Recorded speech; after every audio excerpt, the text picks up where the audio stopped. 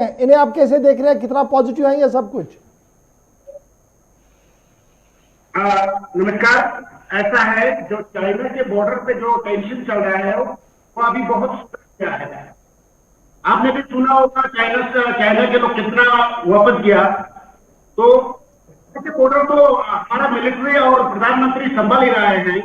अब ये corona virus है जो जिससे पूरा दुनिया को चपेट में लिए हैं। तो अब नरेंद्र मोदी है तो भारत पे पूरी तरह कंट्रोल है और लद्दाख तो आज देश के टॉप पे रिकवरी में आए हैं।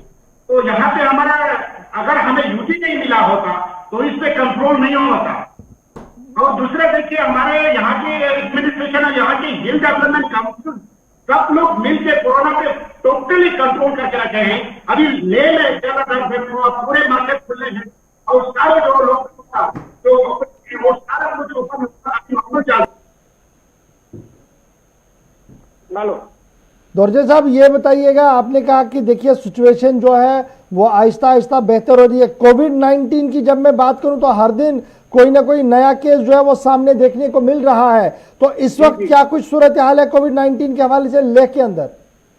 अभी ये देखिए सर, यहाँ पे जो डेवलपमेंट का एक्टिविटीज है उस पे रुकावट ना आए। यहाँ पे सीजन छोटे हैं, इसलिए हम बहुत सारे बाहर से लेबर फ्लाइट से या बाय रोड हम ला रहे हैं। तो उनमें से जितने जो पॉजिटिव निकल रहे हैं उनको ठीक ढंग से क्वारंटाइन करके आर्मी वाले अपने इलाके में, बीआरओ वाले अपने इलाके में क्वारंटाइन में रखे हैं। तो यहाँ के लोकल्स है उनमें बहुत ही कम अभी पॉजिटिव निकल रहे हैं।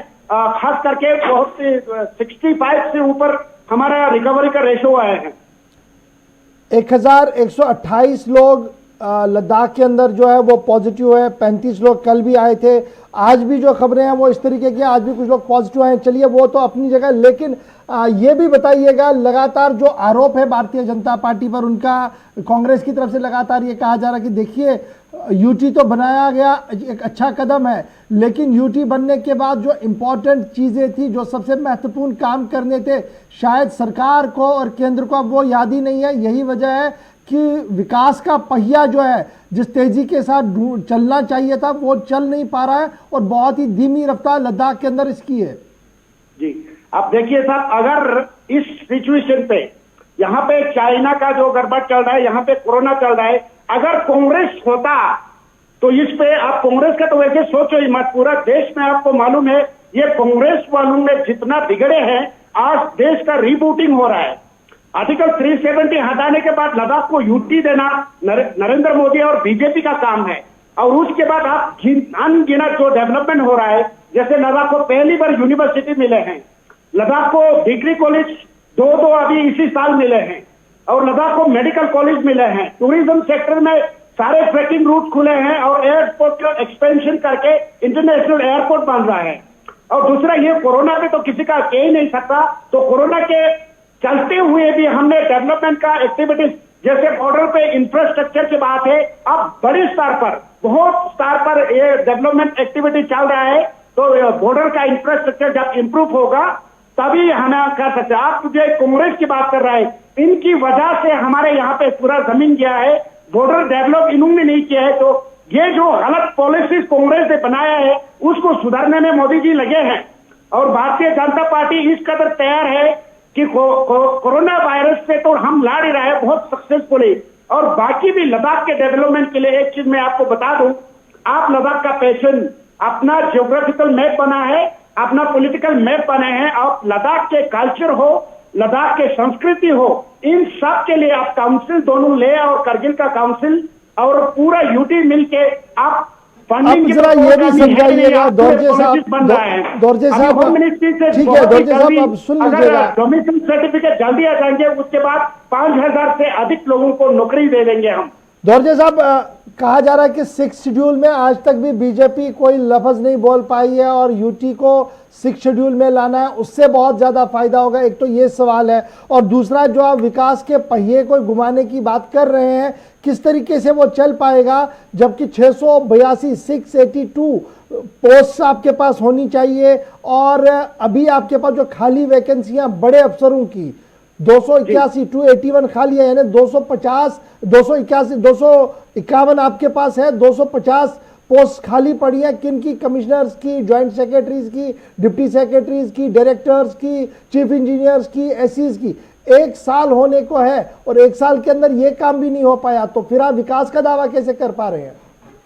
आप देखिए, जिस तरह से जम्मू कश्मीर को जो एक रेडीमेड स्टेट मिले हैं, हमारा जब शुरू से करना पड़ रहा है तो यहाँ पे एक स्पेशल हमारा काउंसिल है, तो इनके जो एक्ट को अमेंड करके हम इनको काउंसिल को स्ट्रेंथन करके ये 6 शेड्यूल वाले बात कर रहे हैं ना, लद्दाख में 5 महीने से पूरा डिस्कशन हुआ है, सेमिनार हुए हैं, तो उस बेस पे हमारा मेन कंसर्न है हमारा लैंड का प्रोटेक्शन, एम्प्लॉयमेंट का प्रोटेक्शन, बिजनेस प्रोटेक्शन और जो भी हमारा जो कल्चर का प्रोटेक्शन है, उन सब पे अभी काम हो रहा है। बहुत ही जल्दी काउंसिल हमारे कल्चर पे काम करेगा और बाकी लैंड हो या एम्प्लॉयमेंट हो उसका प्रोटेक्शन होकर जब डोमिसाइल सर्टिफिकेट आ जाएंगे, ये सारा जो पोस्ट आप बोले हैं एग्जेंट का हो, सारे का हो, वो सब बढ़ जाएगा। और हम अभी मोदी जी ने बताया यानी एक मिनट, दोरजे साहब, आप ये कह रहे हैं कि जिस तरीके से यूनियन टेरिटरी जम्मू कश्मीर के लोगों को एक डोमिसाइल लॉ मिला है, उसी तरीके का लॉ लद्दाख की जनता को भी मिलेगा और बीजेपी हुकूमत उसको बना रही है, ये कहने का मतलब है आपका?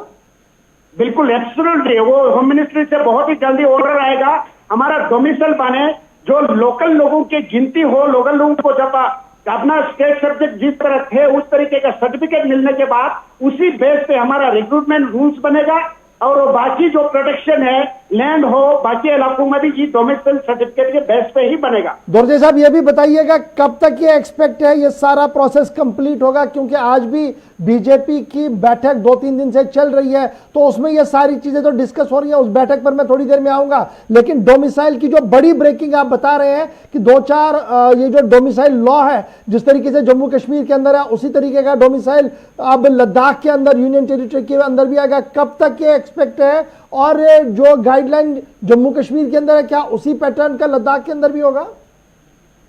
नहीं, ऐसा जरूरी नहीं है। लद्दाख का जो लद्दाख के हिस्ट्री, लद्दाख के कल्चर के बेस पे, यहाँ के जो हिस्ट्री है उसी बेस पे डोमिसाइल बनेगा।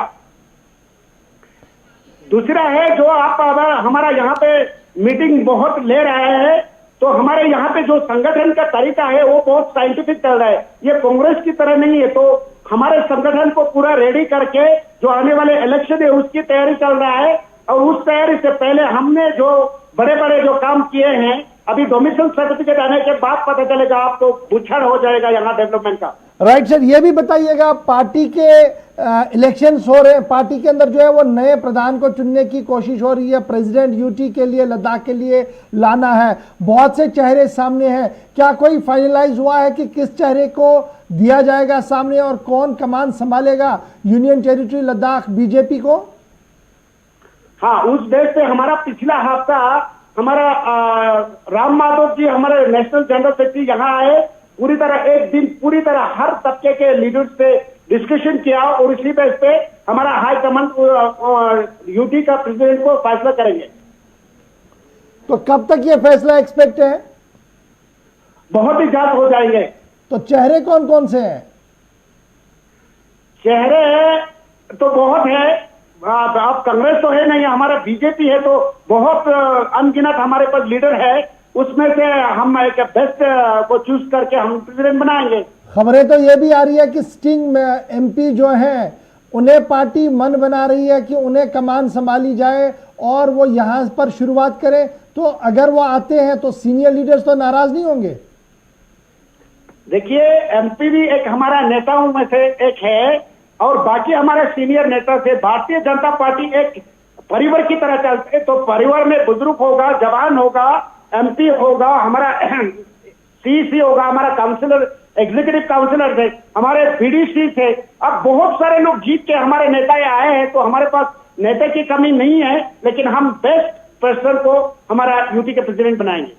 एक और चीज जो काफी इंपॉर्टेंट है दोरजे साहब, वो है कम्युनिकेशन, और लद्दाख के अंदर कम्युनिकेशन होना एक कार्यदारद वाला मामला है। बहुत से इलाके आज के दिन भी ऐसे हैं जहां पर टेलीकम्युनिकेशन का कोई सवाल ही नहीं है, फोन लैंडलाइन आप चला नहीं सकते हैं, फिक्स्ड पॉइंट्स है आर्मी की तरफ से जहां पर आप काम कर सकते हैं, अपना कोई फोन वोन कर सकते हैं। तो क्या कम्युनिकेशन की एंगल से भी लद्दाख को कुछ नई चीजें मिल सकती हैं? ये देखिए पिछले हफ्ता हमारे पास एसओपी से फंड आए हैं। 54 जियो टावर हमारे लगाए जिससे इंटरनेट भी चलेगा और अच्छे कम्युनिकेशन जाएगा।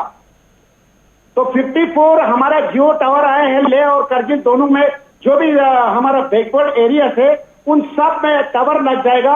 और जहां कमी रहेगा और भी हम उसका लिस्टिंग बना रहा है कि हम इसको पूरा डिजिटली कनेक्टेड बनाने के जो मुहिम है वो ऑलमोस्ट डन हो गया है। दोरजे साहब, एक आखिरी प्रश्न मेरा ये है कि सोलर एनर्जी का पोटेंशियल पूरे लद्दाख यूटी के अंदर बहुत ज्यादा है। 1 लाख मेगावाट के करीब माना जा रहा है कि पोटेंशियल है जिसको यूज किया जा सकता है, सोलर और विंड। आज तक टैप नहीं हो पाया। लास्ट गवर्नमेंट में भी गवर्नमेंट ऑफ इंडिया की तरफ से दिया गया, इस गवर्नमेंट ने भी फंड्स दिए, लेकिन लद्दाख एडमिनिस्ट्रेशन उसे यूज नहीं कर पाई। क्या अब एक्सपेक्ट किया जाएगा कि स्ट्रीमलाइन हर एक चीज होगा? ये देखिए सोलर का पोटेंशियल तो आप जानते ही है, लद्दाख का सबसे हाईएस्ट जो सोलर पोटेंशियल है उसमें प्रोजेक्ट बने हैं। तो हमें लगता है कि अगर लद्दाख का पूरी तरह हम यूटिलाइज करें तो पूरा नॉर्थ इंडिया को हम बिजली प्रोवाइड कर सकते हैं। तो उस क्षेत्र में हम कम कर रहे हैं। आपको मैं एक इंटरेस्टिंग चीज बताऊंगा, लद्दाख टोटली ऑर्गेनिक होने जा रहा है। उसके लिए पूरी तरह फंड 500 करोड़ रुपए सैंक्शन है और लेह और करगिल में पूरे सर्दी बार सब्जियां उगाने का जो प्लान है ग्रीन हाउसेज का वो तैयार हो गया है। तो अभी जो सिंचाई का वाटर लिफ्टिंग का है, हमारा पूरा सोलर एनर्जी इस्तेमाल करके पूरा वाटर लिफ्टिंग करके जो अभी 40% हमारे कल्टीवेबल लैंड को अभी तक तो 20% ही कर रहा है, अभी पूरा 40% लाने के बाद हम आत्मनिर्भर जो मिशन कर रहा है हम सेल्फ रिलायंस हो जाएंगे।